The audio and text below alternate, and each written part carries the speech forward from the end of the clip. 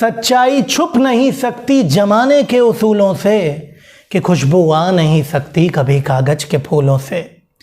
नमस्कार, सलाम, शस्ती अकाल। मैं हूं आपका दोस्त एडवोकेट नितान सेठ और स्वागत है आपका मेरे यूट्यूब चैनल पर। जैसा कि हम सब जानते हैं कि ई filing India, income tax e filing India की नई वेबसाइट लॉन्च हो चुकी है। 7 जून 2021 में वेबसाइट आ चुकी है, लेकिन मुझे ये कहते हुए बिल्कुल भी बुरा नहीं लग रहा कि एक डिब्बा पोर्टल आया है। इस पोर्टल में कुछ भी नहीं है। आज 26 जून हो चुका है। आपको बता देना चाहेंगे कि पुराना ITR अगर आप डाउनलोड करना चाहें ना, तो डाउनलोड भी नहीं हो रहा। पूरी तरह से डिब्बा पोर्टल है, कुछ भी नहीं हो रहा। नया ITR भी फाइल नहीं हो पा रहा, कहीं कोई काम नहीं हो पा रहा और आपको थोड़ा बैक में ले जाते हैं। ये पोर्टल जिस कंपनी को दिया गया वो है इन्फोसिस, और 2017 जुलाई में जो पोर्टल आया GST का, वो भी इन्फोसिस को दिया गया था। इन्फोसिस की सच्चाई ये है कि GST का पोर्टल वो पूरी तरह से चलाने में फेल हो चुकी है। पिछले 4 साल हो चुके हैं, लेकिन आज भी वो टेक्निकल फॉल्ट दूर नहीं हुए जो पहले साल में थे। आपको बता देना चाहेंगे, लास्ट डेट में वेबसाइट क्रैश हो जाती है। जब GSTR 3B रिटर्न फाइल करने का समय आता है तो लास्ट डेट में क्रैश हो जाती है। 3 साल तक ये समस्या नहीं दूर हुई, चौथे साल कुछ हद तक दूर हुई। 1.5 लाख यूज़र्स जब साथ में GST पोर्टल को लॉगिन करते हैं तो वो क्रैश हो जाती है। और उसे चला कौन रहा है? इन्फोसिस। मैं नहीं कह रहा कि इन्फोसिस कंपनी बेकार है, लेकिन कहीं ना कहीं GST पोर्टल को चलाने में वो कंपनी फेल साबित हुई। फिर क्यों सरकार को दिखाई नहीं पड़ा? 4 साल बाद इनकम टैक्स पोर्टल भी उस कंपनी को दे दिया, जबकि पहला पोर्टल इतना बेहतरीन चल रहा था, इतना काबिले तारीफ चल रहा था कि लास्ट सेकंड में भी ITR फाइल हो जाते थे।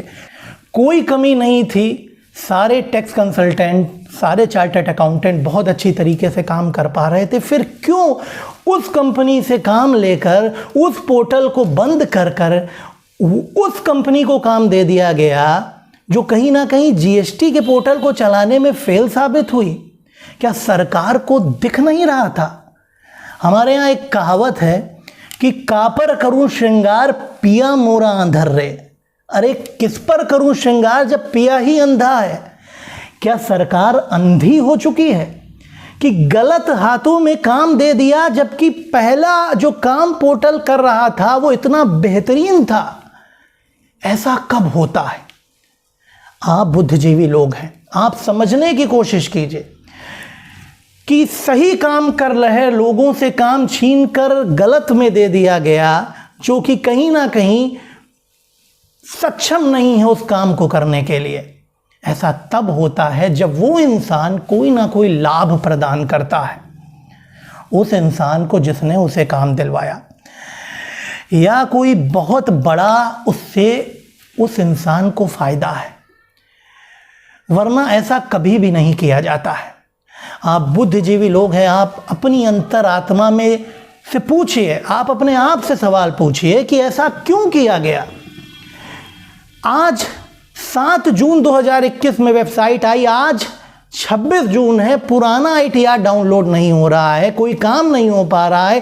क्यों दोबारा उस वेबसाइट को नहीं चालू किया जा रहा है, पुराने पोर्टल को नहीं चालू किया जा रहा है? कोई बहुत बड़ा फ़ायदा नज़र आता है इसमें। मैं किसी पर इल्ज़ाम नहीं लगा रहा, लेकिन सच को कब तक छुपाओगे? सच कभी ना कभी सामने आ ही जाता है। आपको बता देना चाहेंगे कि अगर आपने आवाज़ नहीं उठाई तो वही हश्र होने वाला है। ना जाने कितने चार्टर्ड अकाउंटेंट हार्ट के मरीज हो गए GST पे, ना जाने कितने व्यापारियों ने आत्महत्या कर ली GST में, और कहीं ना कहीं ये टेक्निकल फॉल्ट के कारण हम लोग बैठे रहते। आज भी ये होता है कि लास्ट डेट में कभी बैठे रहते हैं तो पोर्टल का कर्सर घूमता रहता है, वेबसाइट चालू नहीं होती है।